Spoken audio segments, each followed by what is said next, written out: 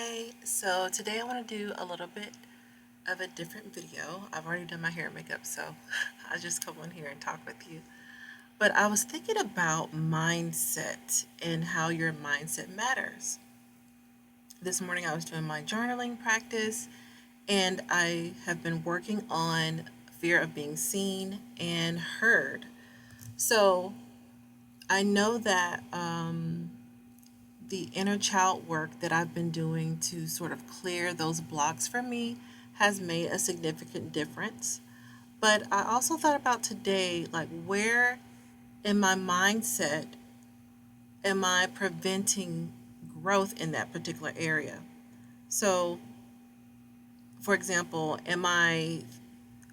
what am I feeding myself that would either feed into the fear of being seen and being heard, or am I feeding something that would more so attribute to courage and persistence and facing your fears? So when I think about the fear part of it, I do think of, the past and how I felt, but I believe that there have been less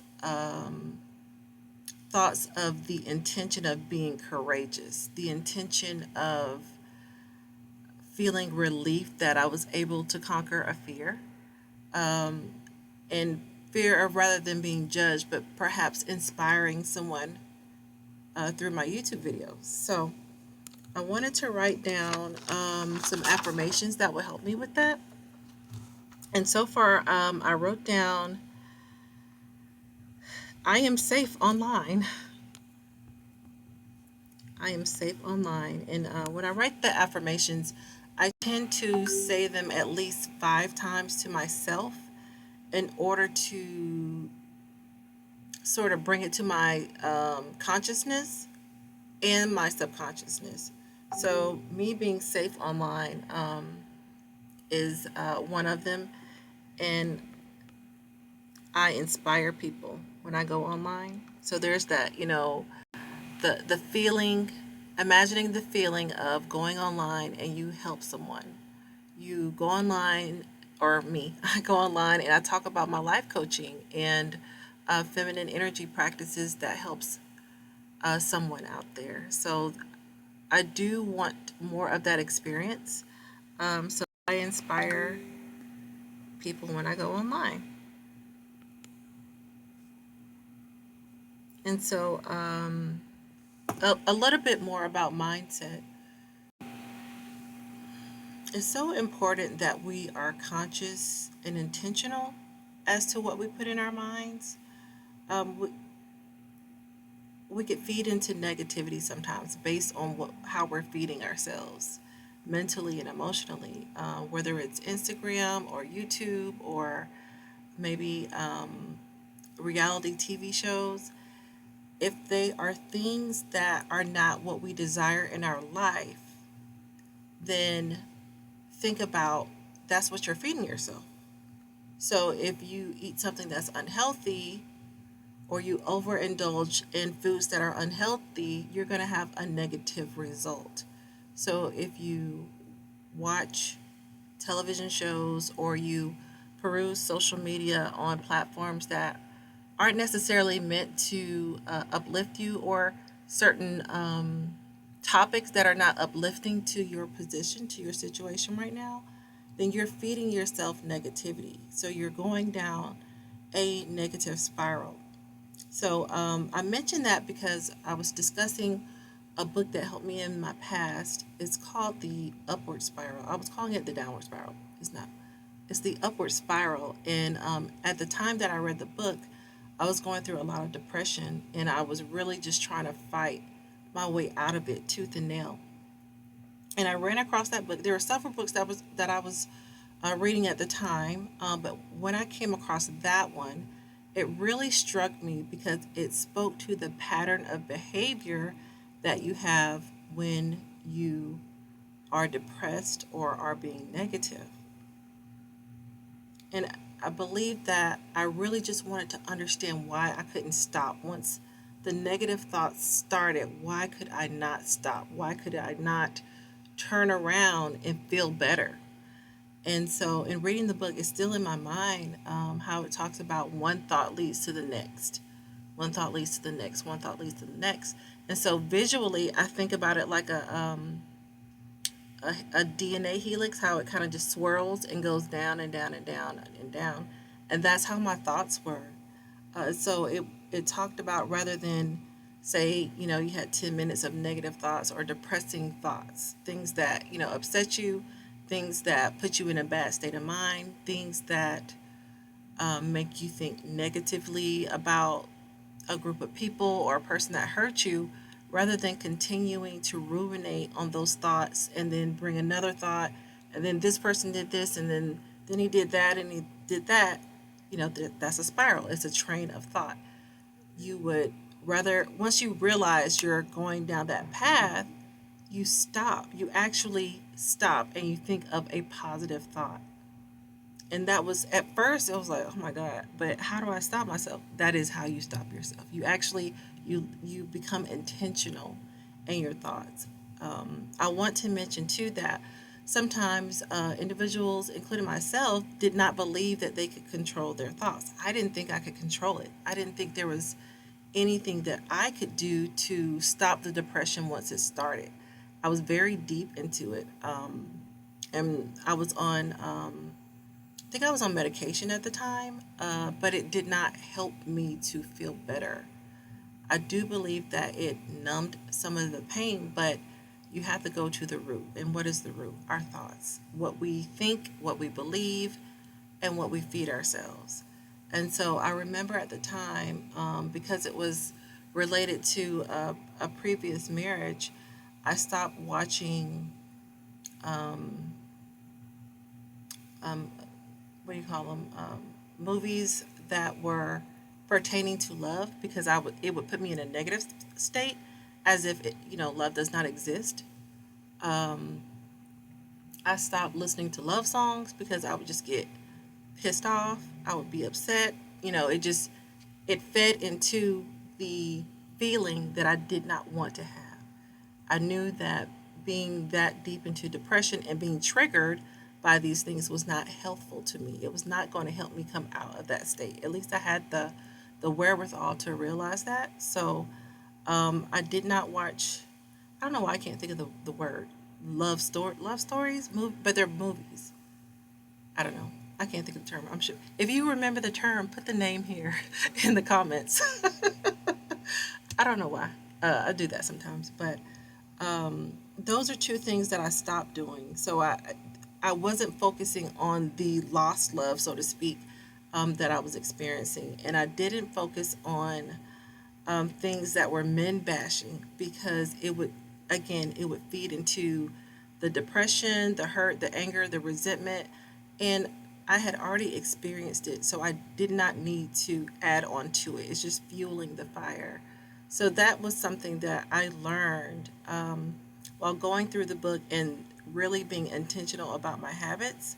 And so another thing that I started to do at that time was focus on self love, which is not something I had ever focused on before. When it pertained to love, it was all about me giving the love to other people, to family members, to close friends, and the previous marriage in that situation. But it was not about giving that love, giving that attention, being intentional about expressing love to myself. So I say that to encourage anyone that is going through something difficult right now. I would implore you to uh, do what helped me. Hopefully, it will help you. Um, is to start paying attention to yourself. How are you showing love to yourself? And in this way, if you think about feeding your mind something that's negative, or that just fuels the fire of pain or depression, or whatever negative experience that you're having, it's loving to start trying to let go. And trust me, I'm not saying it's easy, but the intention of your habits are what will make it easier. Once you do one thing, you can follow with another thing. Once you have a positive thought, you can follow with another positive thought. And if you can't even get to positive, get to neutral. So let me give you some examples of, well, I'll never, be in a relationship again. I hate men, for example. Um, okay, you hate men. All right, all right. So rather than putting all of that negative energy into that, maybe it's just, I'll never be in a relationship again. You don't have to hate all men. There was a situation where it felt so extreme that you never wanted to experience it again, but maybe just, you don't have to hate anyone, but how about just no relationship? Spend the time on yourself. That's like moving into the direction of slightly more positive. It's like you inch it along. And then rather than, well, I'll never date again, perhaps it's, well, I'd rather be friends with someone first before I jump into another relationship. So you're moving yourself along to something more positive. So that's a couple of examples toward going up the spiral. Then the other thing, as far as putting that love into yourself, it's more about, well, I'll say I did do a lot of superficial things, so to speak, but you could also look at it as self care. And when I say self care, like I've always enjoyed makeup, hair, clothes, and that sort of thing, but I didn't pay as much attention to it at that particular point in life because I was paying more attention and putting more energy into other things but myself. So that was a joy that I was able to relive and reignite.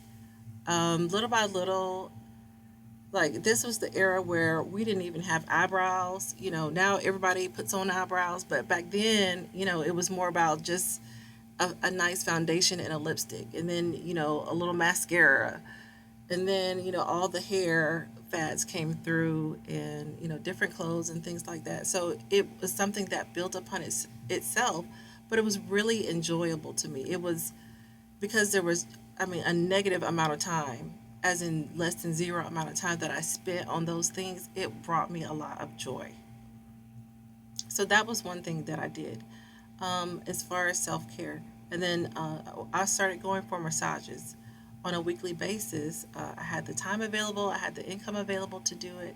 And it was so enjoyable to me to allow my body to relax and to allow my nervous system really to just stop feeling like it was in a fight or flight situation, but to actually get again to the point of neutral, like nothing's happening, and then to a point of enjoyment. And it did take time, but it was something that I needed for self care. There were tons of books that I read, which helped me to have a more positive, from neutral, well, negative to neutral, and then neutral to positive mindset, and even reframing a lot of things.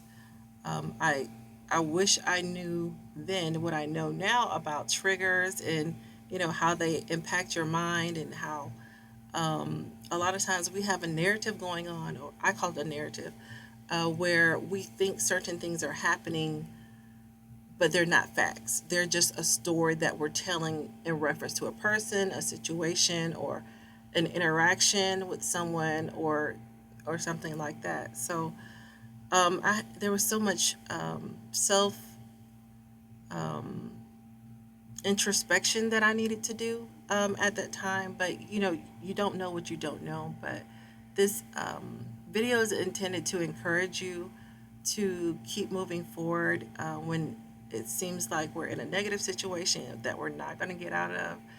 I just want to open up your mind, and hopefully, it will. This video will help you to want to do things maybe a little bit differently.